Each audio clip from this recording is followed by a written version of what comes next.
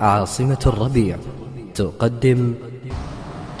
الحمد لله، وأصلي وأسلم على رسول الله صلى الله وسلم وبارك عليه وعلى آله وأصحابه ومن والاه.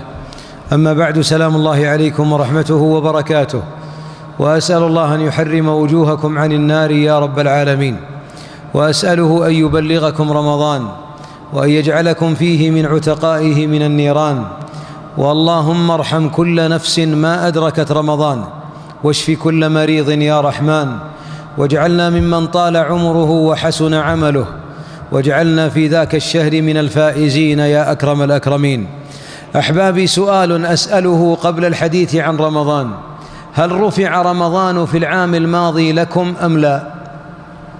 الجميع قد صام، والجميع قد قام، والجميع معاشر الأحباب قد تقرب لله في العام الماضي بأعمال، لكن للأسف أن بعض الناس لم ترفع أعماله إلى هذه الساعة، وما استفاد من رمضان في العام الماضي لأن بطنه صام أما قلبه ما صام.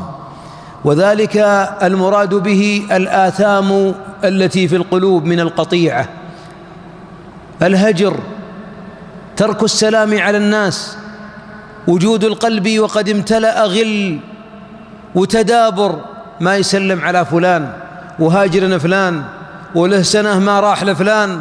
وهذه المصائب تجعل رمضان يحترق ولا يستفيد الصائم من صيامه. أكبر مصيبة في الحياة أن تأتي مواسم الجنة لنا وقد مات غيرنا، ونحمد الله، وبعد يومين بنقول الشهر مبارك. أي مبارك؟ أي مبارك وأنت في العام الماضي ما رفع صيامك، لأن بينك وبين ولد عمك مشكلة، وبينك وبين أخوك قضية، وبينك وبين الجار وقفة نفس. أي مبارك هذا ورمضان يصوم فيه الصغار قبل الكبار. الصيام ليس صيام البطون، الصغار ترى أفضل.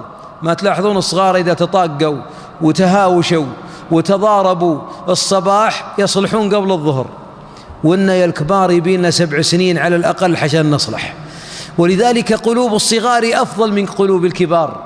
أحباب، الاستقامة ليست أن تكون مصليا فقط، ولا أن تكون صائم فقط، ولا أن تكون تالي للقرآن فقط. الاستقامة الحقة أن لا يكون في قلبك على مسلم غل، لأن لو فيه غل ما يرفع فوق رأسك ولا تتجاوز صلاتك ولا طاعاتك أذنيك.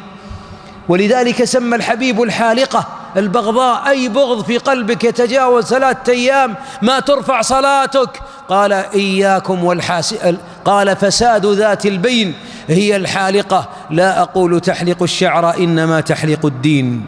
تحلق الدين. ومن هجر مسلما فوق 3 أيام، اسمع يا أبو 3 سنين و3 أشهر، من هجر مسلما فوق 3 أيام فمات دخل النار، الحديث صحيح. ومن هجر مسلما فوق 1 سنة فهو كسفك دمه، كأنه قاتل لولد عمه ولا أخوه ولا جاره، إذا كان 1 سنة ما يسلم عليه. أحبابي، رمضان ليس شهر الجوع، شهر التقوى، والتقوى ما هي في البطن، التقوى في القلب. قال لعلكم تتقون، ما قال لعلكم تعطشون.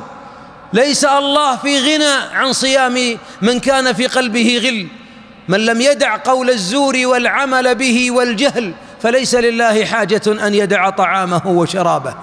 ولذلك شهر شعبان باقي فيه أسبوع، وأنا طالبك طلبة، باقي أسبوع ويغلق الباب ويفتح رمضان. تدري الأسبوع هذا ما به؟ هذا هو شهر رفع الأعمال.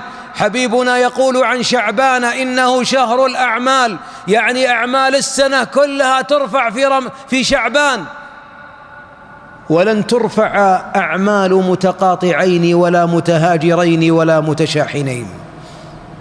تعرض الأعمال على الله كل اثنين وخميس، فيغفر لكل مسلم لم يشرك بالله شيئا إلا رجلين بينهما شحناء، فيقال أنظروا هذين حتى يصطلحا.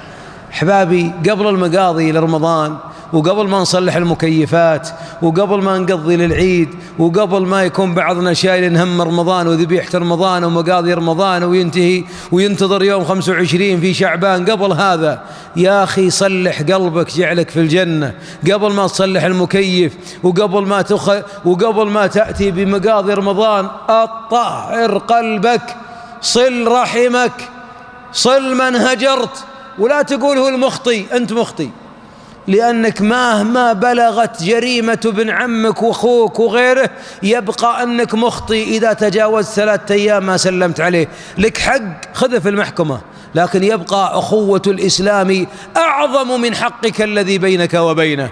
قال الحبيب: لا يحل لمسلم أن يهجر أخاه فوق 3. هي 3 أيام بعدها تغلق الأبواب.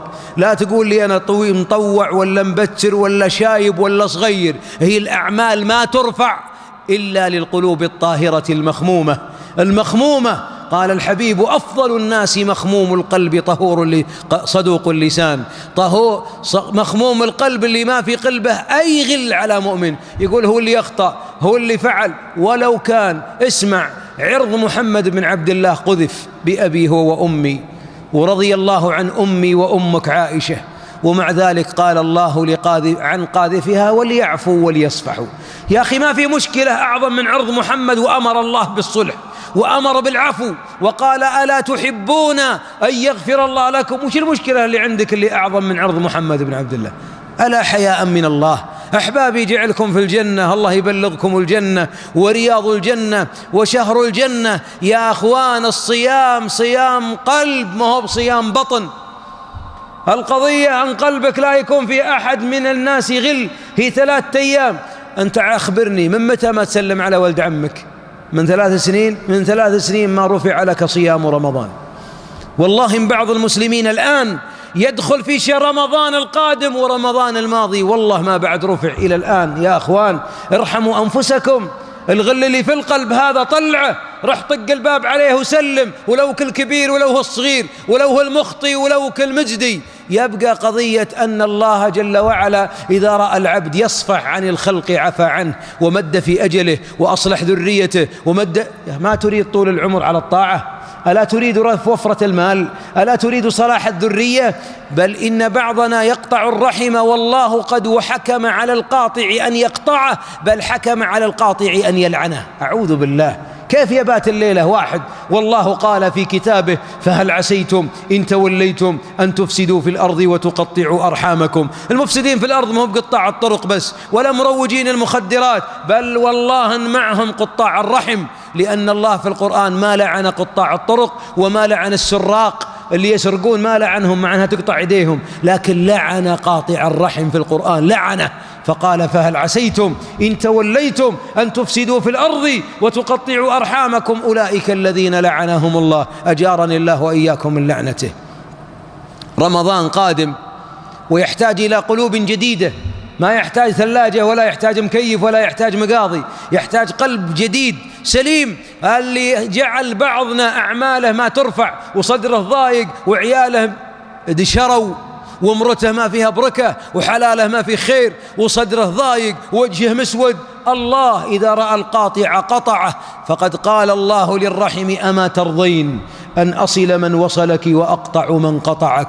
ما من ذنب يعجل الله، اسمع، ما هو في الآخرة العقوبة بس، في ذنوب في الدنيا الله يعجلها ويعجل عقوبتها. ما من ذنب يعجل الله لصاحبه العقوبة في الدنيا مع ما يدخره له في الآخرة من البغي وقطيعة الرحم. الرسالة الأولى في رمضان، قبل ما نقول الله يحيي رمضان وقبل ما نرحب برمضان، أنا طالبك في ال8 أيام الجاية رح لأرحامك واصلح واعفو ووسط من تريد أن توسطه حتى تدخل في أول أبواب الجنة في رمضان بقلب سليم، يوم لا ينفع مال ولا بنون إلا من أتى الله بقلب سليم. من هجر مسلما فوق سنة فهو كسفك دمه، يبعث، حديث صحيح، يبعث يوم القيامة قاتل. مو على كيفك تسلم على الانتبي، ترى الشيطان لاعب علينا. أنا هاجره، ماني بجايه، ماني بعازمه، ماني برايح له، مو على كيفك. الله يحفظك، هي 3 أيام الله هو اللي يحق، هو اللي يرتب العلاقات بين عباده غصب عني وعنك، نصل أو يغضب الله ويقطع، ولربما لعن أجاركم الله من قطعه.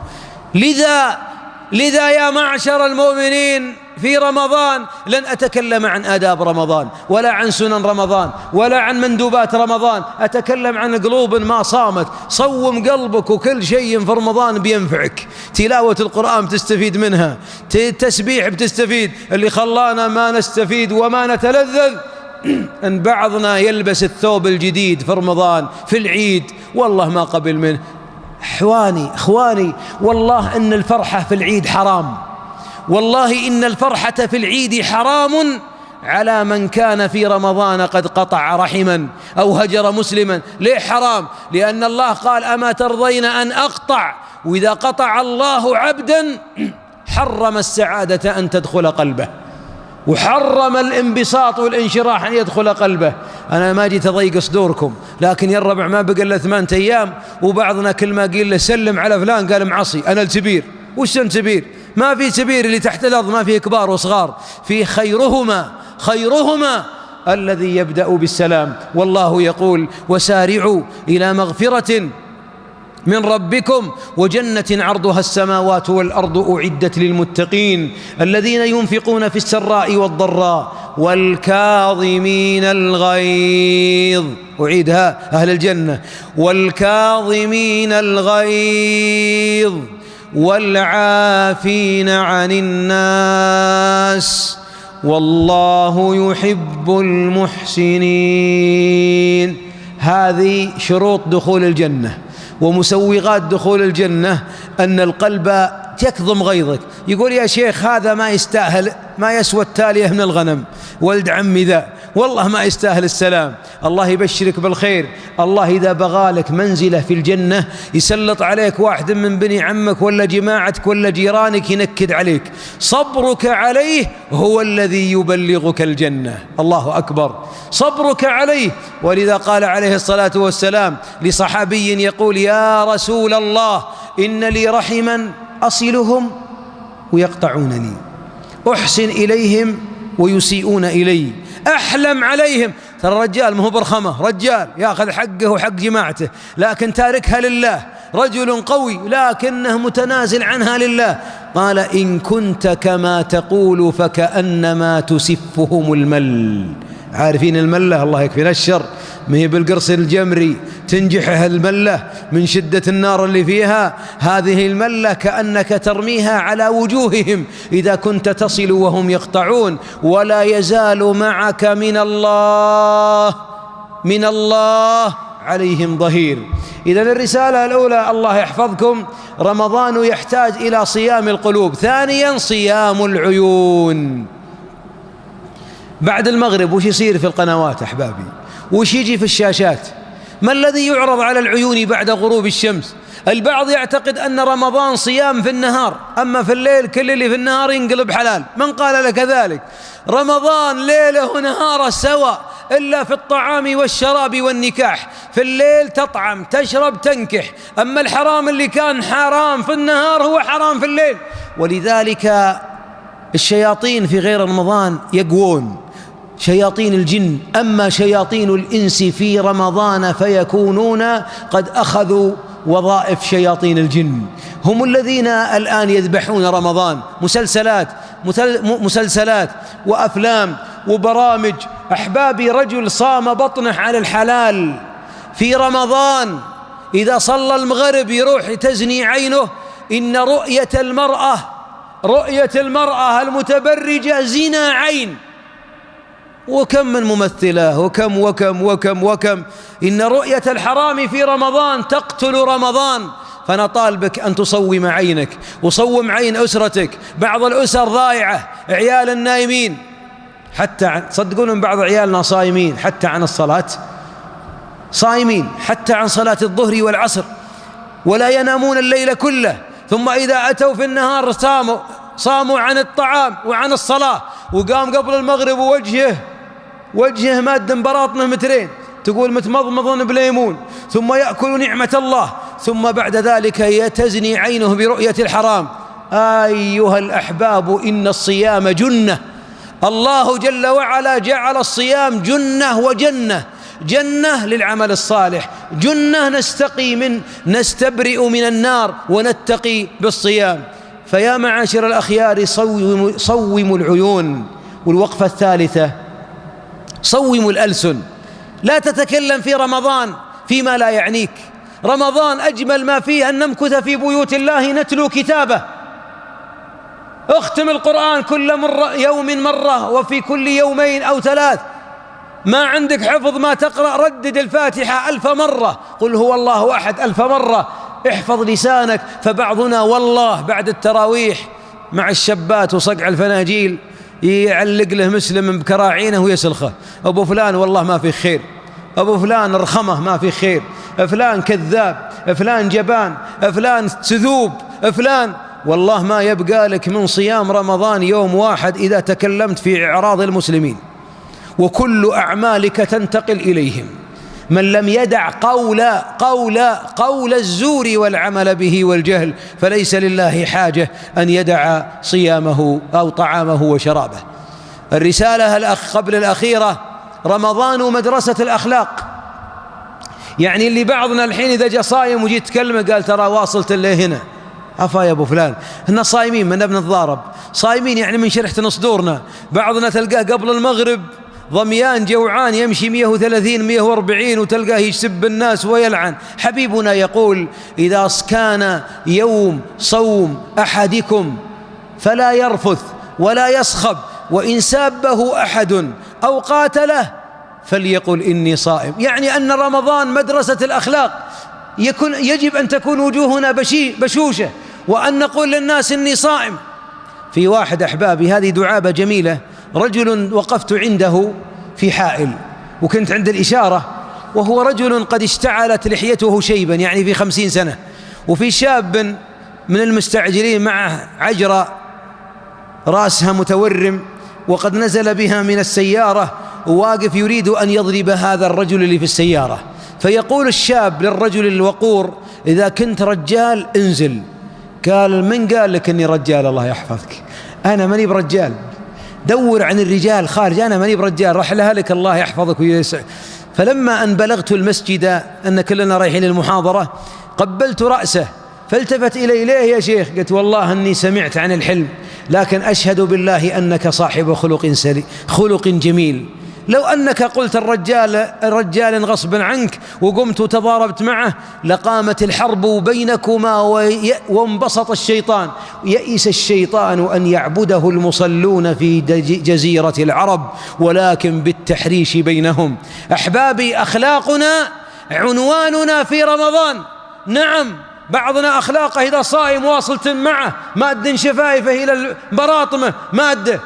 وخاصة أخواني يسمحون لي المدخنين، تلقى المدخن أول يوم وثاني ولا راعي القهوة، وحاشا أن أقارن الدخان بالقهوة. القهوة يا الله من فضلك فنجال الكيف واليوزن رؤوس المشاتين، لكني أتكلم عن بعضهم إذا فقد القهوة ولا الدخان ولا غيره صارت عيونه قدامها سراب، واللي يتكلم أمامه والله ما تسلم من يده ولا تسلم من لسانه.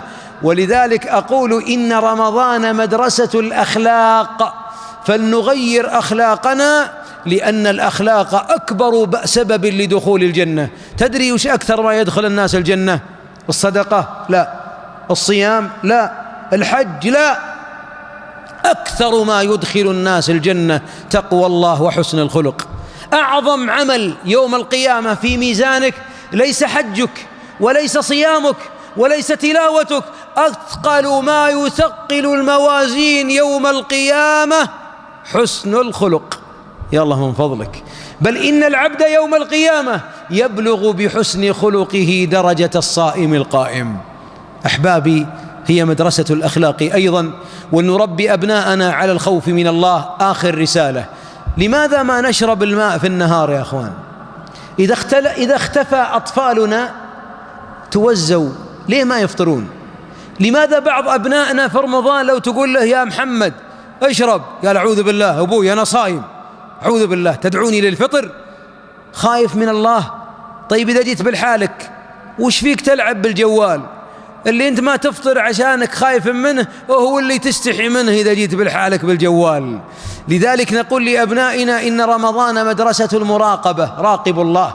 كما أنك ما تشرب الماء في الخلوات لا تنظر للقنوات في الخلوات، ولا للجوالات في الخلوات، ولا تدخل النت المفتوح في الخلوات، لأن الذي كنت تصوم لأجله سميع بصير رقيب عليم حي قيوم. ما يكون من نجوى 3 إلا هو رابعهم، ولا 5 إلا هو سادسهم. أيها الأخيار، رمضان لا يعود كل عام إلا على الأحياء.